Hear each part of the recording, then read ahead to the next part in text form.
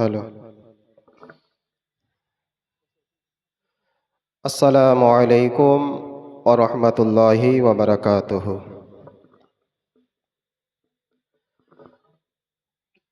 আলহামদুলিল্লাহ, আলহামদুলিল্লাহিল্লাযী আবদা'a লাখলাকা ওয়াল আরদিন। আসসালাতু ওয়াসসালামু আলা মান কানা নাবিয়্যান ওয়া আদামু বাইনাল মা'i ওয়াত-তিন। ওয়া আলা আলিহি ওয়া আসহাবিহি আজমাইন। আম্মা বা'দ। فأعوذ بالله من الشيطان الرجيم. بسم الله الرحمن الرحيم. يا أيها الذين آمنوا ادخلوا في السلم كافة. آمنت بالله صدق الله العظيم وبلغنا رسوله النبي الأمين المتين الكريم. ونحن على ذلك لمن الشاهدين والشاكرين والحمد لله رب العالمين. وقال الله تعالى في شأن حبيبه الكريم: إن الله وملائكته يصلون على النبي يا أيها الذين آمنوا صلوا عليه وسلموا تسليما. اللهم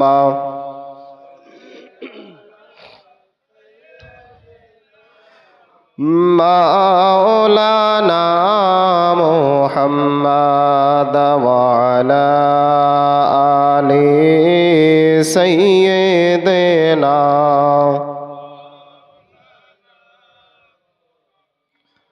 صلوا على محمد صلوا على محمد.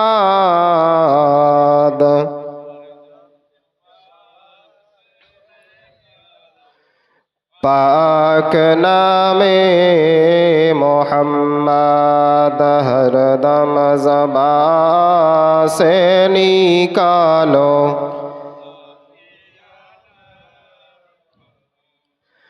चेहरा नूरे ते भरा, चेहरा नूरे ते भरा, आदर्श কোরআনের পারা। বলুন সুবহানাল্লাহ। চেহারা নূরেতে ভরা, আদর্শ কোরআনের পারা, জান্নাতের চাবি যার হাতে, জান্নাতের চাবি যার হাতে, তিনি উম্মতের সাহারা, চেহারা নূরেতে ভরা,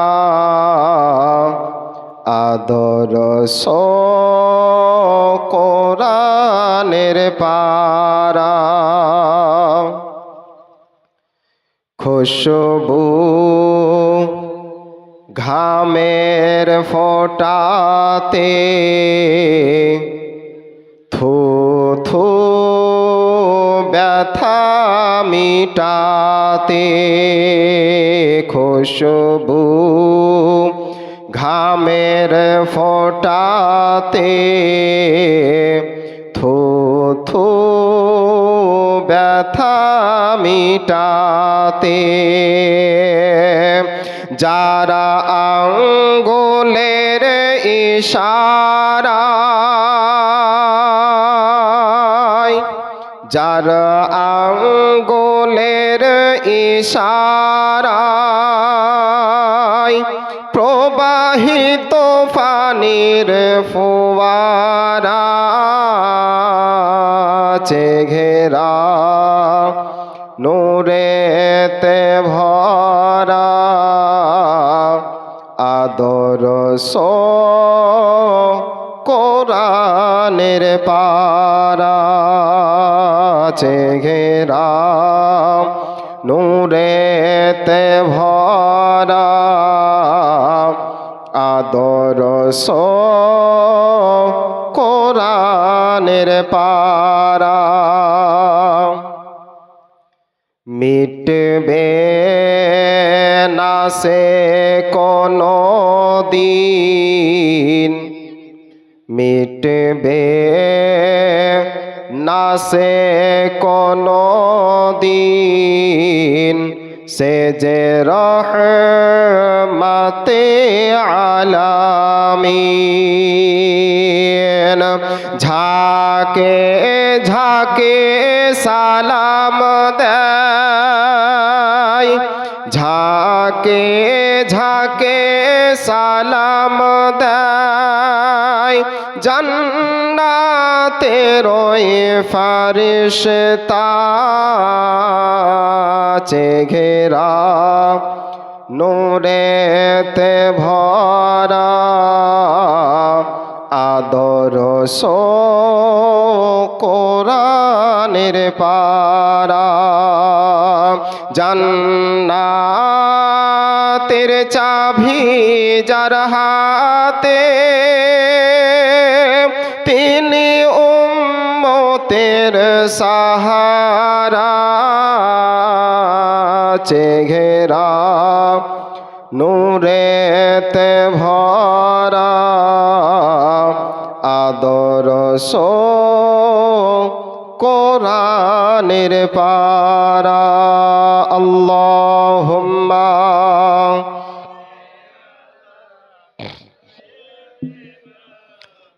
মাওলানা মুহাম্মদ ওয়া আলা আলি সাইয়্যিদিনা মাওলানা মুহাম্মদ সাল্লাল্লাহু তাআলা আলাইহি ওয়াসাল্লাম। আলহামদুলিল্লাহ, সমুদয় সমস্ত প্রশংসা হামদনাত মহান স্রষ্টার নিমিত্তে, যিনি এক ওয়া দ্বিতীয়, ওয়াহদাহু লা শারীকা লাহ, যে আল্লাহ পাক রব্বুল আলামিন আজকে আমাদের সকলকেই এই জলসা মাহফিলে আসার বসার, তিনার হাবিব জনাবে মুহাম্মাদুর রাসূলুল্লাহ সাল্লাল্লাহু তাআলা আলাইহি ওয়াসাল্লামের আদর্শ শোনার, পবিত্র কোরআন এবং হাদিসের বাণী শোনার তৌফিক দান করেছেন। আমরা সকলেই সেই মহান স্রষ্টার শুকরিয়া আদায় করি। সকলে বলুন আলহামদুলিল্লাহি রব্বিল আলামিন। তারপরে পরে বিশ্বগুরু, ধর্মের নেতা, আমিনার লাল, মরুর দোলাল, পাপীদের উদ্ধারকর্তা, গায়েবের সংবাদদাতা নবী মুহাম্মাদুর রাসূলুল্লাহ সাল্লাল্লাহু তাআলা আলাইহি ওয়াসাল্লামের প্রতি লক্ষাধিক দুরুদের নজরানা, শান্তির ধারা ও পারা বর্ষিত হোক। সকলে বলুন আল্লাহুম্মা আমিন। মুআজ্জাজ, আমি আপনাদের সম্মুখে মহান রব্বুল আলামিনের অটুট বিধান, যেই বিধানে আল্লাহ তাবারাক ওয়া তাআলা যেই বিধানকে শুরু করেছেন একটি শব্দ দিয়ে, যেই শব্দটি হচ্ছে যালিকাল কিতাবু লা রাইবা ফি। এই কিতাব, এই গ্রন্থ এমনই একটি গ্রন্থ যার মধ্যে কোনো ভুল নাই এবং কোনো সন্দেহ নাই। বলুন সুবহানাল্লাহ। বিশ্বের মধ্যে যত বড় বড় বৈজ্ঞানিক, প্রফেসর, ইঞ্জিনিয়ার, যাহারাই যত রকম পুস্তক লিখেছেন, কেউ গ্যারেন্টি দিয়ে বলতে পারবে না যে এই কিতাবের মধ্যে, এই পুস্তকের মধ্যে কোনো ভুল নাই। কিন্তু আল্লাহ তাবারাক ওয়া তাআলা এমন একটি কিতাব এই গুনাহগার বান্দা ও বান্দীদের সঠিক পথ দেখানোর জন্য আল্লাহ তাবারাক ওয়া তাআলা দান করলেন। সেই কিতাবকে বলে আল্লাহ যে এই কিতাবের মধ্যে কোনো ভুল নাই এবং সন্দেহ নাই। যদি কোনো ব্যক্তি এই পবিত্রতম গ্রন্থকে ভুলের সন্দেহ তার অন্তরের মধ্যে জাগে যে এই কোরআনের মধ্যে ভুল থাকতে পারে, যদি কোনো ব্যক্তির অন্তরের মধ্যে এরকম প্রশ্ন জেগে যায়, সঙ্গে সঙ্গে সেই ব্যক্তি মুসলমান থেকে খারিজ হয়ে যায়। বলুন সুবহানাল্লাহ। আমি সেই পবিত্রতম গ্রন্থ হইতে আয়াতে কারিমা পাঠ করেছি। আল্লাহ তাবারাক ওয়া তাআলা ঘোষণা করেন, ইয়া আইয়ুহাল্লাযীনা আমানু, হে ঈমানদারগণ, হে বিশ্বাসীগণ, উদখুলু ফিস সিলমি কাফা, তোমরা পরিপূর্ণভাবে ইসলামের মধ্যে দাখিল হয়ে যাও। বলুন সুবহানাল্লাহ। তার সাথে সাথে আল্লাহ তাবারাক ওয়া তাআলা পবিত্র কোরআনের মধ্যে ঘোষণা করেন, ইয়া আইয়ুহাল্লাযীনা আমানুস্তাঈনু বিস-সাবরি ওয়াস-সালাহ, হে ঈমানদারগণ, হে বিশ্বাসীগণ, তোমরা আমি আল্লাহ আমার নিকট চাও ধৈর্য এবং নামাজের মাধ্যমে। বলুন সুবহানাল্লাহ। যতক্ষণ পর্যন্ত আমাদের অন্তরের মধ্যে ধৈর্য হবে না, সবুর হবে না, ততক্ষণ পর্যন্ত আমরা যদি কেঁদে কেঁদে সারা রাতকে অতিবাহিত করে দিই, তবুও আমরা আল্লাহর নিকট পাব না। সর্বপ্রথম আমাদের অন্তরকে ধৈর্যশীল বানাতে হবে। সর্বপ্রথম আমাদের অন্তরকে সবুরকারী বানাতে হবে। আল্লাহ রাব্বুল আলামিন ঘোষণা করেন, ইন্নাল্লাহা মা'আস সাবিরিন, নিশ্চয় আমি আল্লাহ ধৈর্যশীল ব্যক্তিদের সঙ্গে রয়েছি। বলুন সুবহানাল্লাহ। তো বিরাদার, এই আয়াত দ্বারা স্পষ্ট হয়ে গেল যে আমরা যখনই আল্লাহর নিকট কিছু চাইব, সর্বপ্রথম ধৈর্য ধারণ করতে হবে, তারপরে নামাজি পরহেজগার হতে হবে। নবী পাক সাল্লাল্লাহু তাআলা আলাইহি ওয়াসাল্লাম সাহাবায়ে কেরামকে সঙ্গে নিয়ে আলোচনা করছেন। সাহাবায়ে কেরামের সম্মুখে হুজুর বক্তব্য রাখছেন। দোজাহানের বাদশাহ সাহাবায়ে কেরামদেরকে বলেন, হে আমার সাহাবারা, আল্লাহ তাবারাক ওয়া তাআলা এমন একটি নিয়ামত আমাদেরকে দান করেছেন, সেই নিয়ামত যদি আমরা সঠিকভাবে নিতে পারি এবং মেনে নিয়ে সেই নিয়ামতের চর্চা করতে পারি, তাহলে সেই নিয়ামতটাই হবে আমাদের জন্য জান্নাতের চাবি। বলুন সুবহানাল্লাহ। সাহাবায়ে কেরাম জিজ্ঞেস করেন, ইয়া রাসূলুল্লাহ, ইয়া হাবিবাল্লাহ, সেটি কি? নবী আমার বলেন, আস-সালাতু মিফতাহুল জান্নাহ, নামাজ এমনই একটি জিনিস, জান্নাতের দরজার মধ্যে যেই তালা ঝুলানো থাকবে, সেই তালার চাবির প্রয়োজন হবে। যদি কোনো বান্দা ও বান্দি একমাত্র আল্লাহর নৈকট্য লাভের উদ্দেশ্যে, একমাত্র আল্লাহকে ভয় করে আল্লাহকে রাজি খুশি করার উদ্দেশ্যে সঠিক সময়ের মধ্যে অন্তরখানাকে পরিষ্কার করে যদি নামাজ আদায় করে, সেই নামাজই হবে সেই জান্নাতের তালার চাবি। বলুন সুবহানাল্লাহ। সেই মজলিসে অনেক সাহাবায়ে কেরাম ছিলেন। সেই জায়গায় একজন সাহাবী ছিলেন যার নাম হচ্ছে হযরতে আব্দুল্লাহ আনসারী। বলুন সুবহানাল্লাহ। তো হযরতে আব্দুল্লাহ আনসারী যখন নিজ কান মোবারকে শ্রবণ করলেন হুজুরের জুবান দ্বারা যে নামাজ হচ্ছে জান্নাতের চাবি, তিনি আর দেরি করলেন না, ছুটে গিয়ে বাড়ির মধ্যে প্রবেশ করলেন। বাড়িতে যাওয়ার পরে তিনার স্ত্রীর সম্মুখে তিনি আলোচনা করছেন, হে আমার স্ত্রী, আজ সরকারে দো জাহাঁ আমাদেরকে একটি জিনিস দিয়েছেন, যেই জিনিসটি আমরা পালন করলে জান্নাতে যাওয়ার জন্য আর কিছুরই প্রয়োজন হবে না। বলুন সুবহানাল্লাহ। তিনার স্ত্রী বলেন, হে আমার মাথার তাজ, একটু বলুন সেই জিনিসটি কি? হযরতে আব্দুল্লাহ আনসারী রাদিয়াল্লাহু তাআলা আনহু বলেন, আস-সালাতু মিফতাহুল জান্নাহ, নামাজ হচ্ছে জান্নাতের চাবি।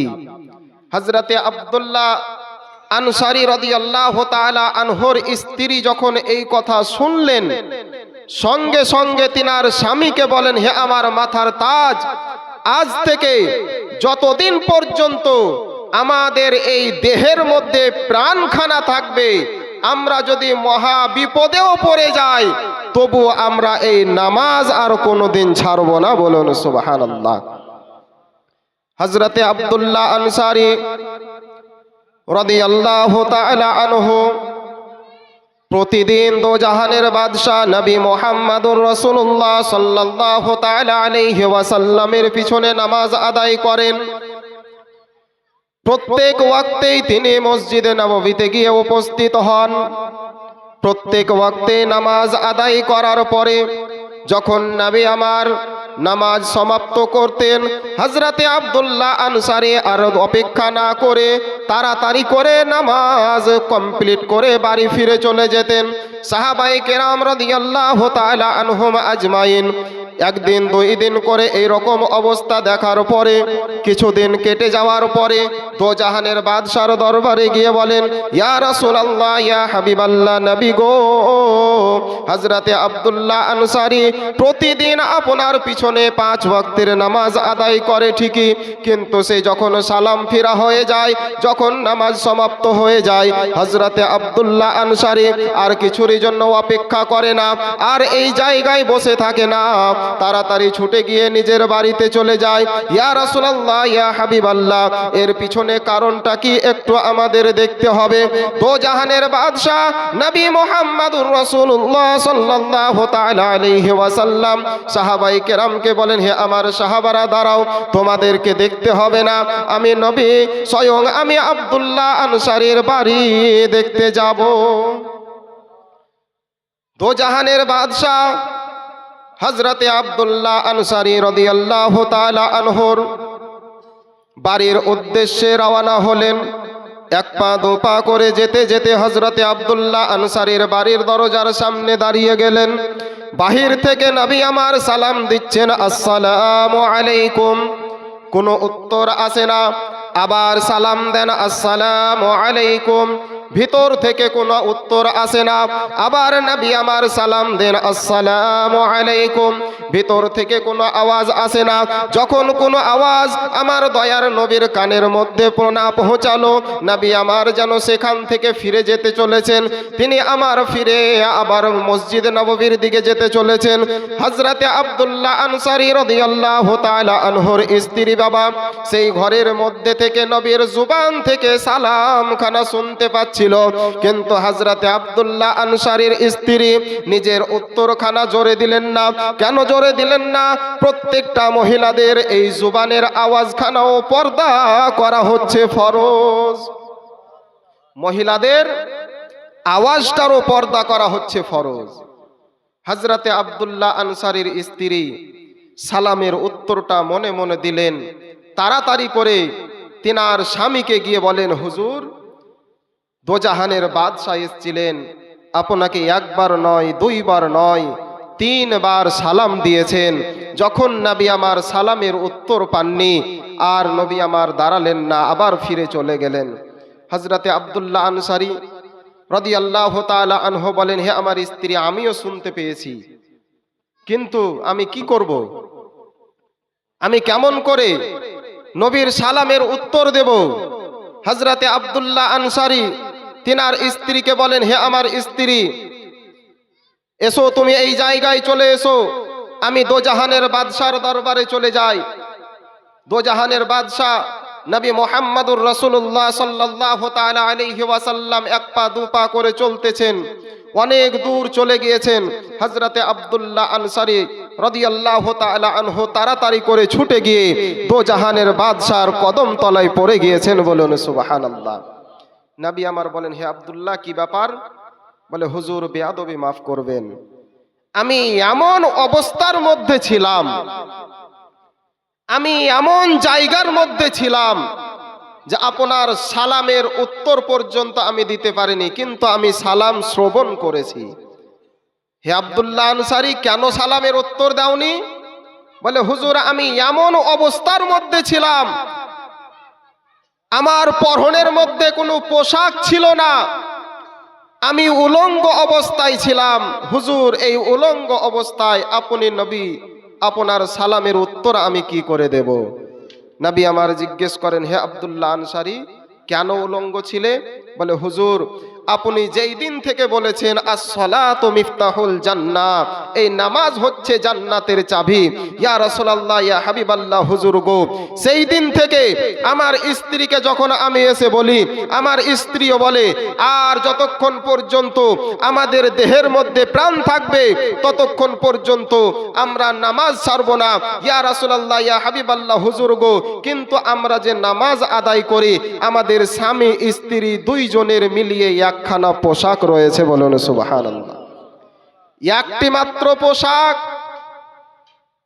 যার কারণে আমি আমার বাড়ির মধ্যে একটি গর্ত খনন করেছি, যেই গর্তের মধ্যে আমার স্ত্রীকে নামিয়ে দিয়ে আমি আব্দুল্লাহ আনসারী মসজিদে নববীতে নামাজ আদায় করতে যাই।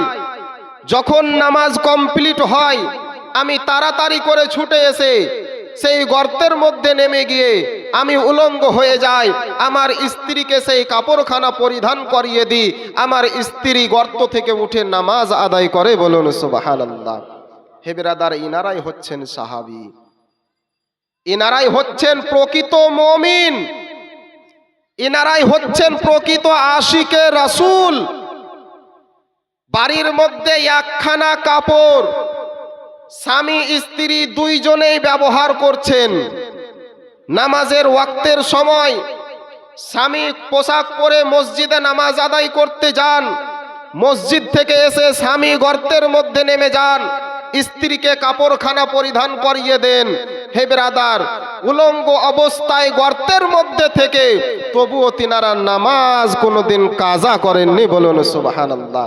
আর আমরা কাজা তো দূরের কথা, আমরা তো আদায় তো দূরের কথা, কাজাও কত যে নামাজ আমাদের জীবনে কাজা, ক্যালকুলেটরে হিসাব করতে গেলে ক্যালকুলেটর ভর্তি হয়ে যাবে, কিন্তু আমাদের কাজা নামাজের হিসাব কমপ্লিট হবে না। হে বিরাদার, সেই সাহাবায়ে কেরামদের আদর্শ আমাদেরকে গ্রহণ করতে হবে। হযরতে আব্দুল্লাহ আনসারী রাদিয়াল্লাহু তাআলা আনহু দোজাহানের বাদশা নবী মুহাম্মদুর রাসূলুল্লাহ সাল্লাল্লাহু তাআলা আলাইহি ওয়াসাল্লামকে বলেন, ইয়া রাসূলুল্লাহ, ইয়া হাবিবাল্লাহ, হুজুর, আমাদের পরনের মধ্যে একটি মাত্র পোশাক, আমরা এই পোশাককে একে অপরে পরিধান করে আমরা নামাজ আদায় করি। দোজাহানের বাদশা বলেন, হে আব্দুল্লাহ আনসারী, চলো চলো তোমার বাড়িতে যাই, তোমার সেই গর্তখানা আমি একবার দর্শন করে আসি, কেননা সেই গর্তখানা শরীয়ত সম্মত আছে না নাই, শরীয়তের বাইরে তো তুমি গর্ত করে রাখোনি। হযরতে আব্দুল্লাহ আনসারী রাদিয়াল্লাহু তাআলা আনহুকে সঙ্গে নিয়ে দোজাহানের বাদশা নবী মুহাম্মদুর রাসূলুল্লাহ সাল্লাল্লাহু তাআলা আলাইহি ওয়াসাল্লাম হযরতে আব্দুল্লাহ আনসারীর বাড়ির মধ্যে চলে গেলেন। নবী আমার আমার গর্তখানার দিকে নজর মোবারকখানা ঝুঁকিয়েছেন। তিনি দেখতেছেন গভীর একটি গর্ত করা হয়েছে। সেই গর্তের মধ্যে এমন অন্ধকার হয়ে আছে, যদি একটি 10 ব্যাটারির টর্চ লাইট জ্বালিয়ে যদি সেই গর্তের মধ্যে আলো করা হয়, তবুও গর্তের নিচে কি রয়েছে দেখা সম্ভব হবে না। এত বড় গর্ত করে রেখেছেন। হযরতে আব্দুল্লাহ আনসারীকে বলেন, হে আব্দুল্লাহ আনসারী, এই নামাজ কাল কিয়ামতের ময়দানে হাসরের দিনে তোমার জন্য আমার অনেক গুনাহগার বান্দাদের সুপারিশের ওসিলা হয়ে যাবে। বলুন সুবহানাল্লাহ। হে ব্রাদার, নবী আমার হযরতে আব্দুল্লাহ আনসারীকে জান্নাতের সার্টিফিকেট দিয়ে দিলেন। নবী আমার বাড়ি ফিরছেন। সাহাবায়ে কেরাম তিনাদের আদর্শ এত সুন্দর ছিল যে তিনাদের বাড়িতে যখন কোনো মেহমান যায়, তিনারা মেহমানকে সঙ্গে নিয়ে এগিয়ে নিয়ে যতদূর পর্যন্ত সেই জামানায় তো গাড়ি ছিল না, ঘোড়া কিংবা উট ছিল, যতক্ষণ পর্যন্ত সেই সাওয়ারির কাছে না পৌঁছাতেন তিনারা মেহমানকে একলা ছেড়ে দিতেন না। বলুন সুবহানাল্লাহ।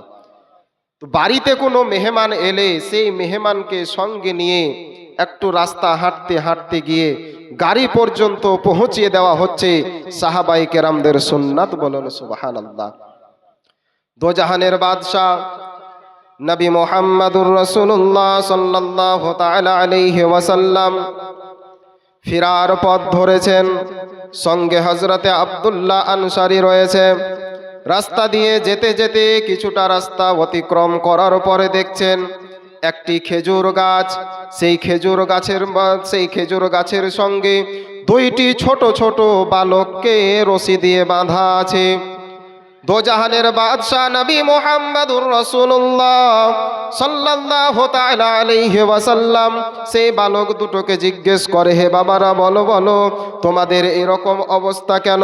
তোমাদেরকে এই গাছের সঙ্গে কেন বাঁধা হয়েছে? সেই বাচ্চা দুটো চিৎকার করে অঝোর নয়নে কান্না করে আর বলে, হুজুর, এই রাস্তা দিয়ে শত শত মানুষ হেঁটে যায়, কেউ কোনোদিন আমাদেরকে জিজ্ঞেস করে না। আমরা আজ একদিন নয়, 2 দিন নয়, বরং 7 দিন থেকে এই গাছের মধ্যে বাঁধা অবস্থায় রয়েছি। হুজুর, আমাদেরকে কেউ কোনোদিন জিজ্ঞেস পর্যন্ত করে না। দোজাহানের বাদশা বলেন, হে বাচ্চারা, বলো বলো তোমাদের বাড়ি কোথায়? তোমাদের পিতার নাম কি? তোমাদেরকে এই গাছের সঙ্গে কেনই বাঁধে রাখা হয়েছে? সেই বাচ্চারা বলে, ইয়া রাসূলুল্লাহ, ইয়া হাবিবাল্লাহ, আপনার সঙ্গে যেই ব্যক্তি রয়েছেন সেই ব্যক্তি আর অন্য কেউ নয়, সেই ব্যক্তি হযরতে আব্দুল্লাহ আনসারী। আমরা 2 ভাই, আমাদের জন্মদাতা পিতা রয়েছে। কি? তোমাদের পিতা হযরতে আব্দুল্লাহ আনসারী? তো তোমাদের অবস্থা এরকম কেন? সেই বাচ্চা দুটোর জুবান দিয়ে আর কোনো কথা বের হয় না। হযরতে আব্দুল্লাহ আনসারী অঝোর নয়নে কান্না করছেন আর বলছেন, ইয়া রাসূলুল্লাহ,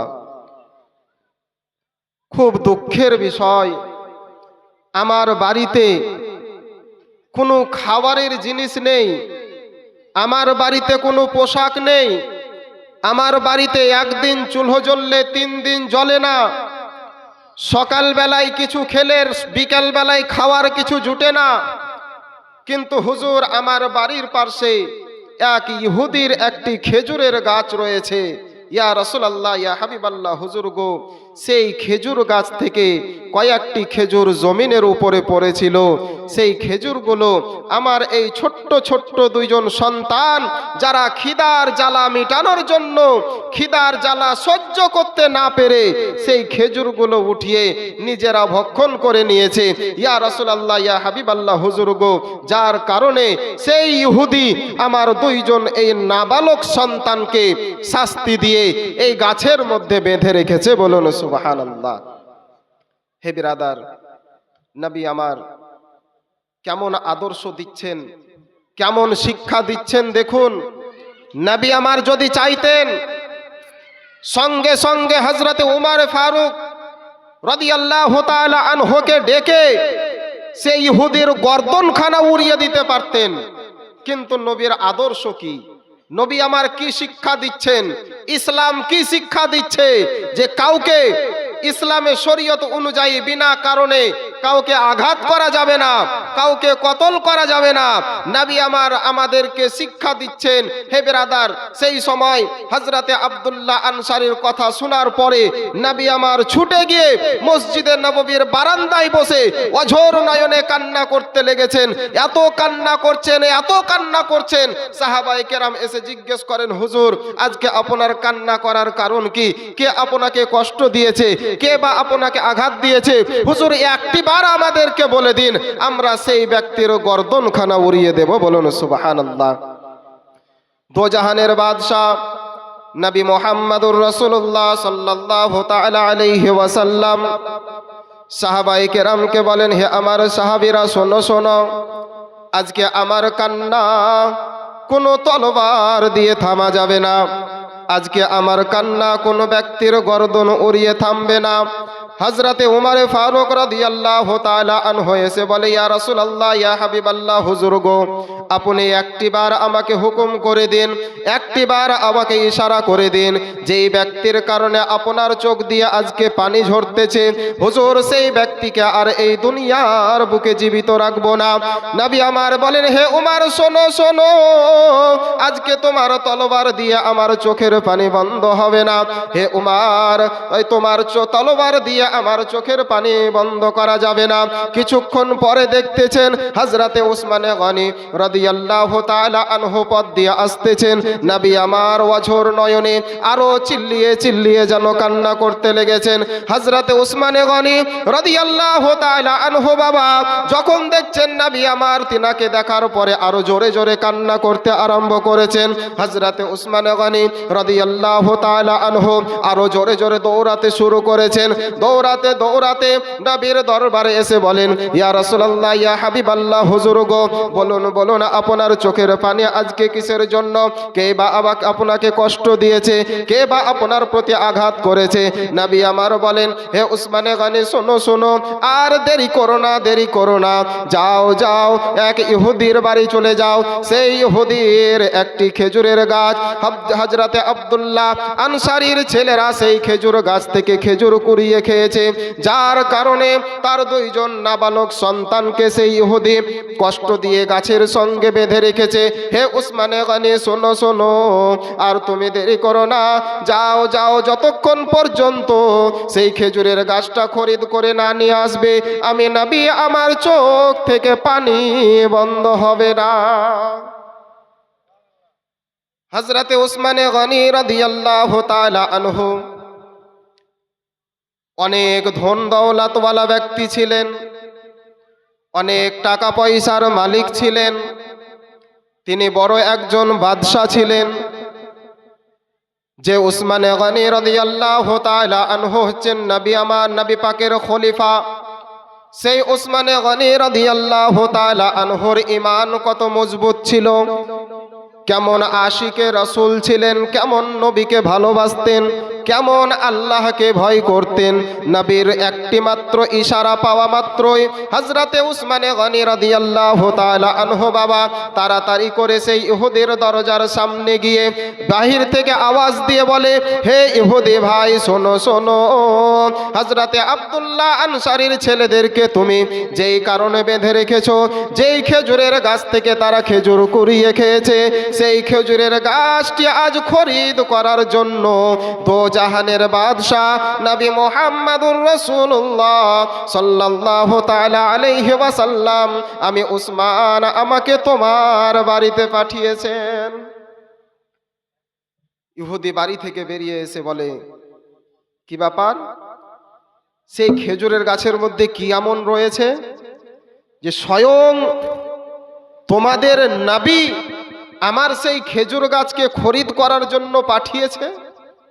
বলে, হে ইহুদি, শোনো, তোমার সঙ্গে কথা বলার আমার সময় নেই, কেননা ওদিকে আমার দোজাহানের বাদশার চোখ মোবারক দিয়ে পানি ঝরতেছে।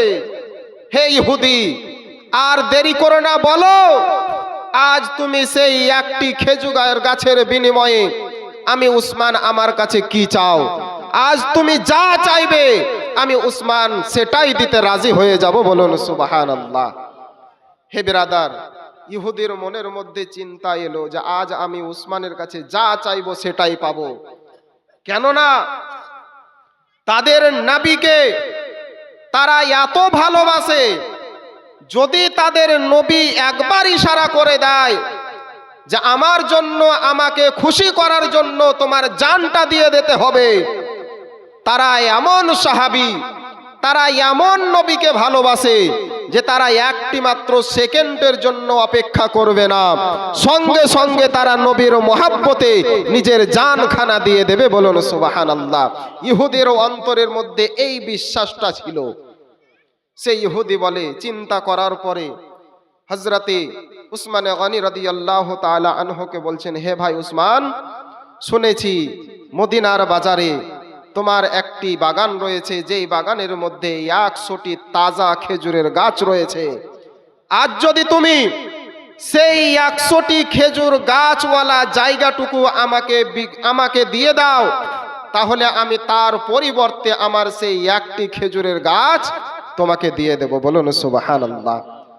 হে বিরাদার, ঈমান কত মজবুত। হযরতে উসমান গনি রাদিয়াল্লাহু তাআলা আনহু বলেন, হে ইহুদি শোন, আজ 100টি গাছ কেন,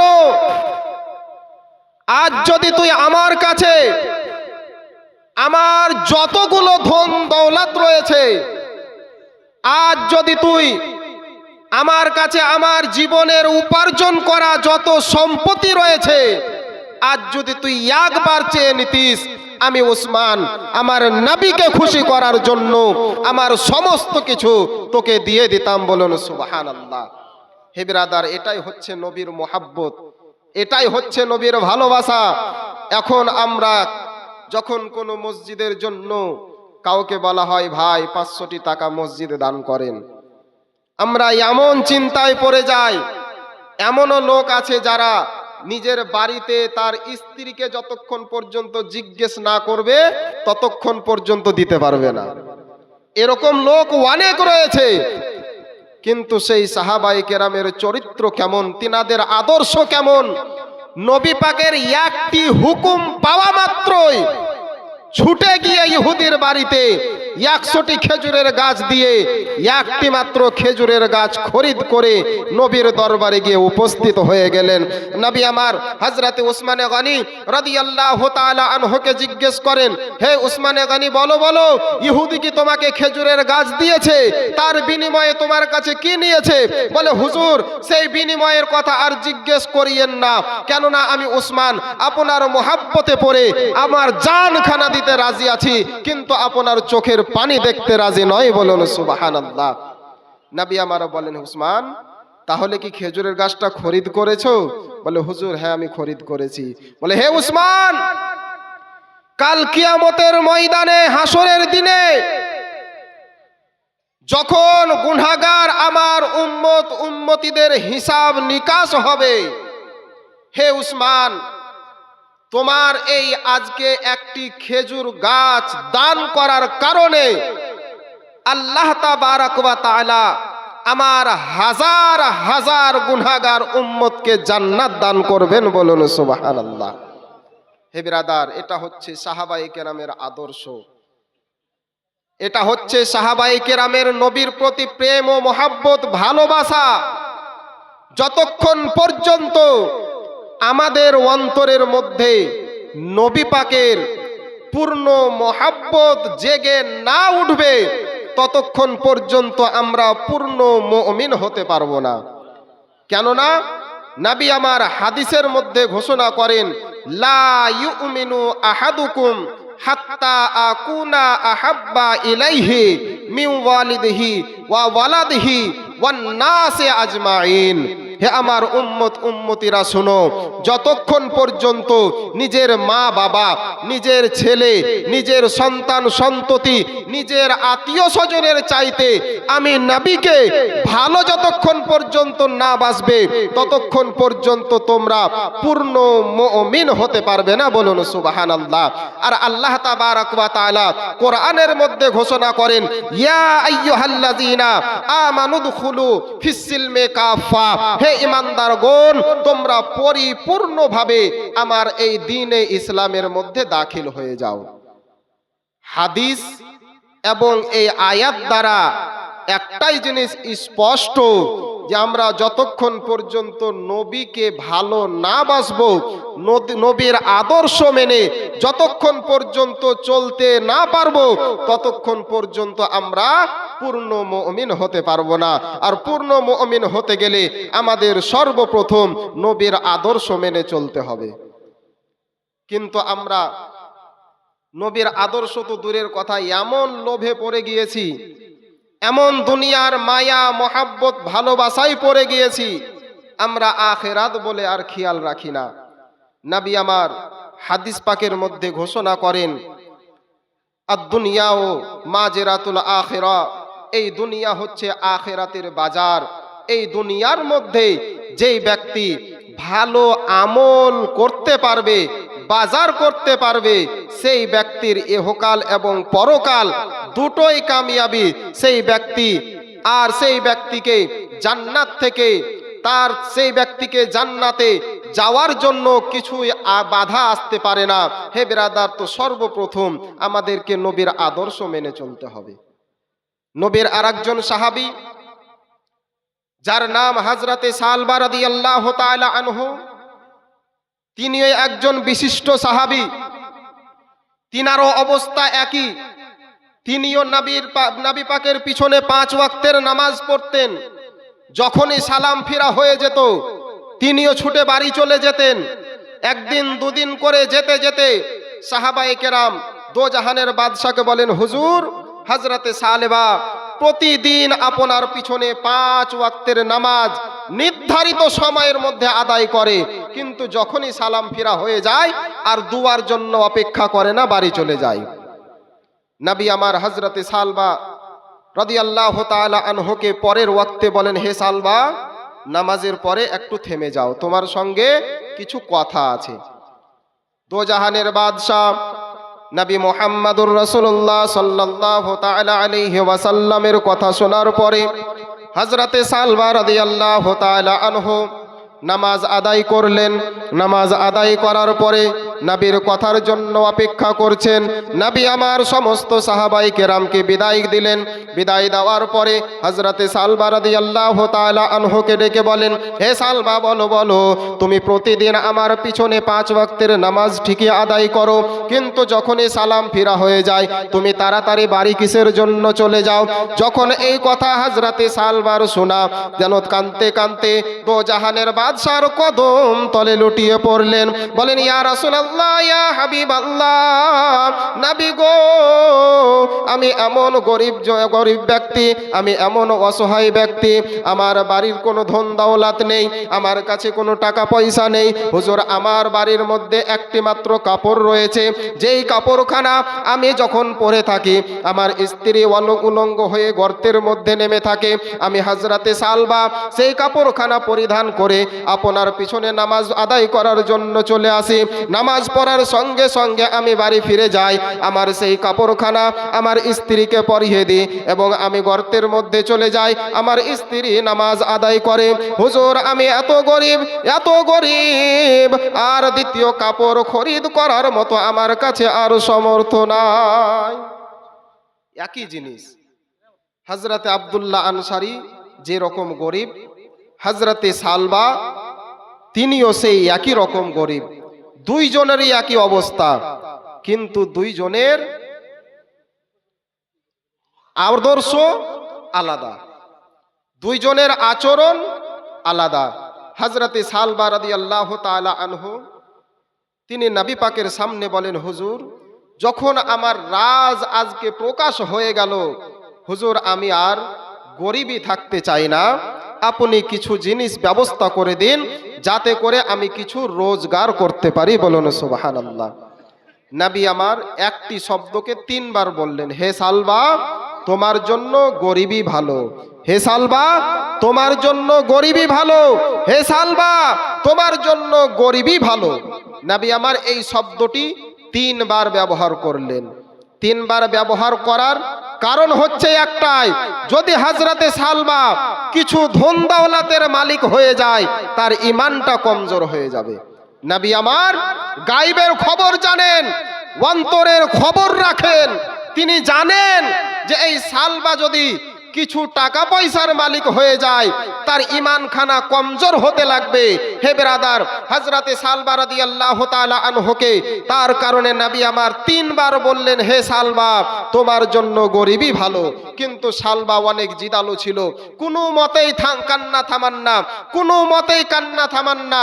দোজাহানের বাদশাকে বলেন, হুজুর আপনি কিছু একটু ব্যবস্থা করে দিন, আমি কিছু ধন দৌলত কামাতে চাই, আমি কিছু টাকা পয়সা উপার্জন করতে চাই। নবী আমার হযরতে আলী রাদিয়াল্লাহু তাআলা আনহুকে ডেকে বলেন, হে আলী যাও বাজার থেকে 2টি ছাগল খরিদ করে নিয়ে এসো। বলুন সুবহানাল্লাহ। হযরতে আলী রাদিয়াল্লাহু তাআলা আনহু বাজার থেকে 2টি ছাগল খরিদ করে নিয়ে এলেন। ছাগল নিয়ে আসার পরে হযরতে সালমা রাদিয়াল্লাহু তাআলা আনহুর হাতের মধ্যে দিয়ে দিলেন। হযরতে সালমা রাদিয়াল্লাহু তাআলা আনহু বাবা সেই ছাগল দুটো নিয়ে বাড়ির মধ্যে চলে গেলেন। কিছুদিন কাটতে না কাটতেই সেই ছাগল থেকে এত আল্লাহ রাব্বুল আলামিন বাচ্চা দান করলেন। কোন ছাগলের যদি বছরে 1টি বাচ্চা হয়, হযরতে সালমার ছাগলের বছরে 2 বারে 4টি করে 8টি বাচ্চা হয়। সব সময় ডবল 3 ডবল। কারণ কি? নবী আমার আল্লাহর দরবারে দোয়া করে দিলেন, হে আল্লাহ হযরতে সালমার ছাগলের মধ্যে তুমি বরকত দিয়ে দাও। যার কারণে যদি কাউরি ছাগলের বছরে 1 বার বাচ্চা হতো, হযরতে সালমার 2 বার বাচ্চা হতো। কাউরি যদি 1টা বাচ্চা হতো, হযরতে সালমার 4টা বাচ্চা হতো। মাস কেটে গেল, বছর কেটে গেল, কয়েক বছর কেটে যাওয়ার পরে হযরতে সালমার বাড়িতে এত ছাগল হলো আর তার বাড়ির মধ্যে রাখা সম্ভব হয় না। হযরতে সালমা রাদিয়াল্লাহু তাআলা আনহু সেই ছাগল নিয়ে জঙ্গলের মধ্যে চলে গেলেন। জঙ্গলে যাওয়ার পরে জঙ্গলের মধ্যে একটি কুঁড়ে ঘর তৈরি করে সেই ঘরের মধ্যে হযরতে সালমা বসবাস করেন। আর সেই জঙ্গলের মধ্যে ছাগল পুষেন। ছাগল পুষতে পুষতে এমন ছাগল বেড়ে গেল, এত ছাগল হয়ে গেল যে হযরতে সালমার দ্বারা আর সেই ছাগলকে রাখা সম্ভব হচ্ছে না। হে ব্রাদার, সেই সালমা ছাগল বিক্রি করে আর সেই ছাগল নিয়ে লালন পালন করে, এরকম করে তার সংসার চালায়। অনেক টাকা পয়সা ধন দৌলতের মালিক হয়ে গেল। তার কিছুদিন পরে আল্লাহর তরফ হইতে দোজাহানের বাদশাহ নবী মুহাম্মদুর রাসূলুল্লাহ সাল্লাল্লাহু তাআলা আলাইহি ওয়াসাল্লামের প্রতি আয়াতে কারিমা অবতীর্ণ হলো, আকিমুস সালাহ ওয়া আতুজ যাকাহ। আকিমুস সালাহ ওয়া আতুজ যাকাহ, তোমরা নামাজ আদায় করো এবং যাকাত আদায় করো। নবী আমার তিনার সাহাবায়ে কেরামকে ডেকে বলেন, হে আমার সাহাবীরা, আল্লাহ রাব্বুল আলামিন মালদারের উপরে যাকাত ফরজ করেছেন। অতএব হযরতে সালমাকে আমি ছাগল খরিদ করে দিয়েছিলাম, তার বাড়িতে অনেক ছাগল হয়েছে। যাও সেই সালমাকে গিয়ে বলো যে দোজাহানের বাদশাহ পাঠিয়েছেন, তোমার উপরে যাকাত ফরজ হয়ে গিয়েছে, তুমি যাকাতের তোমার কয়েকটি ছাগল যাকাত আদায় করো, কেননা দোজাহানের বাদশাহ বলে পাঠিয়েছেন। বলুন সুবহানাল্লাহ। নারায়ে তাকবীর, নারায়ে তাকবীর, নারায়ে রিসালাত, নারায়ে রিসালাত, মাসলাকে আলা হযরত উলামায়ে আহলে সুন্নাত, নারায়ে তাকবীর, নারায়ে রিসালাত। ব্রাদার, আমার বক্তব্য ছোট করে দিচ্ছি, একজন বহিরাগত মেহমান এসে উপস্থিত। তো হযরতে সালমা রাদিয়াল্লাহু তাআলা আনহু যখন সাহাবায়ে কেরামকে সেখান থেকে ফিরিয়ে দিলেন, যাকাত আর আদায় করলেন না। তার অন্তরের মধ্যে এত অহংকার তৈরি হয়ে গেল, সে আর যাকাত আদায় করলো না। নবী আমার আগেই বলেছিলেন, হে সালমা তোমার জন্য গরিবই ভালো, বড়লোক হওয়ার চেষ্টা করিও না, কেননা যদি তুমি কিছু ধন দৌলতের মালিক হয়ে যাও তাহলে তোমার ঈমান খানা আর মজবুত থাকবে না। সেরকম অবস্থা এখন আমাদেরও হয়েছে। আমরা অনেক লক্ষ লক্ষ টাকার মালিক, কিন্তু আমরা যাকাত আদায় করি না। আজ যারা কোটিপতি, যারা ধন দৌলতের মালিক, যদি সঠিক নিয়মে যাকাত আদায় করে, তাহলে আমাদের দেশে একটিও গরিব মুসলমান থাকবে না, বলুন সুবহানাল্লাহ। কিন্তু এই যে লোভে পাপ, পাপে মৃত্যু, আমরা পড়ে গিয়েছি দুনিয়ার মায়া মোহাব্বতে, আমরা পড়ে গিয়েছি দুনিয়ার লোভে। হে বেরাদার, আমাদের অবস্থা সেই রকম হবে। তো হযরতে সালবা যখন সাহাবায়ে কেরামকে ফিরিয়ে দিলেন, যাকাত দিলেন না, সাহাবায়ে কেরাম নবীর দরবারে গিয়ে বলেন, হুজুর, হযরতে সালবা যাকাত আদায় করলো না। নবীর জামানা চলে গেল, নবী আমার পর্দা করলেন, খলিফাদের যুগ এলো, হযরতে আবু বকর সিদ্দিক রাদিয়াল্লাহু তাআলা আনহুর যুগ এলো। হযরতে সালবা এবার বুঝতে পারলো যে আমি নবীকে কষ্ট দিয়েছি, দোজাহানের বাদশার চোখ দিয়ে পানি ঝরিয়েছি, আমি হয়তো আর কোনোদিন ক্ষমা পাবো না। যেই যাকাতের কারণে আমার নবীকে আমি কষ্ট দিয়েছি, আমি সেই যাকাত যতক্ষণ পর্যন্ত আদায় না করব, ততক্ষণ পর্যন্ত আমার অন্তরে শান্তি আসবে না, বলুন সুবহানাল্লাহ। এবার হযরতে সালবা নিজের ভুল নিজে বুঝতে পেরেছে। খলিফা হযরতে আবু বকর সিদ্দিক রাদিয়াল্লাহু তাআলা আনহুর কাছে উপস্থিত, বলে, হুজুর, আমি যাকাত আদায় করার জন্য কিছু ছাগল নিয়ে এসেছি, দয়া করে আমার যাকাতটাকে কবুল করে নিন।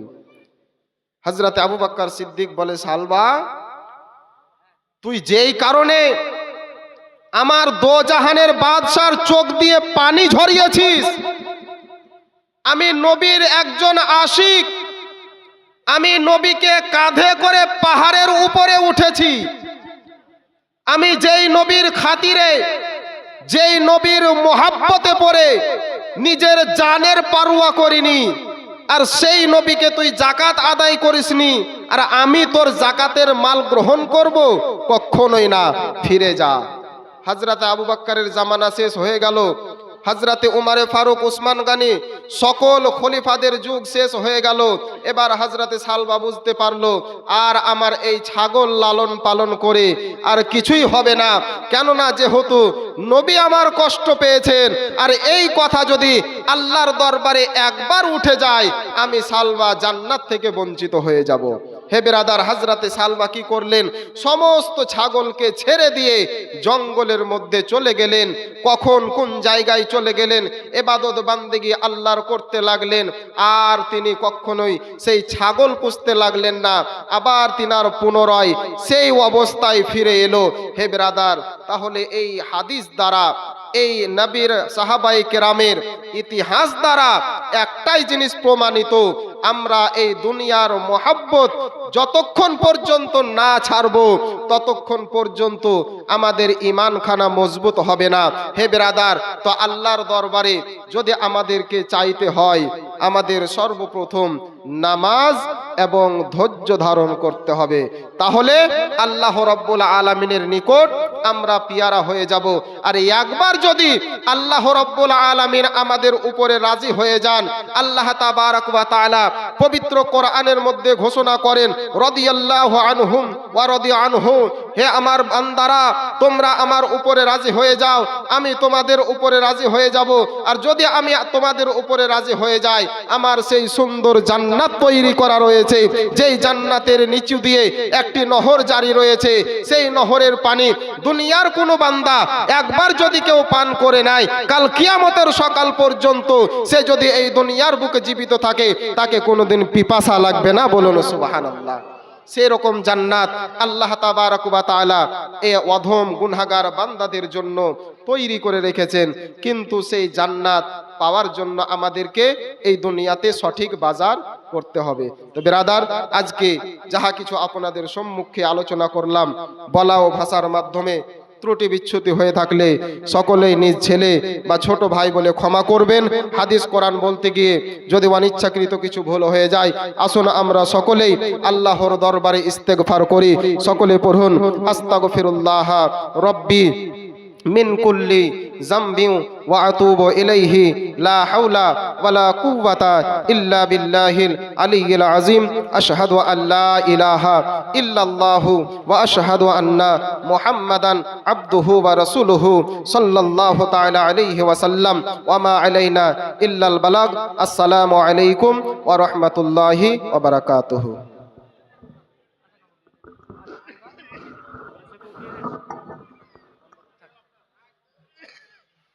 চা খাবো না, চা খাবো।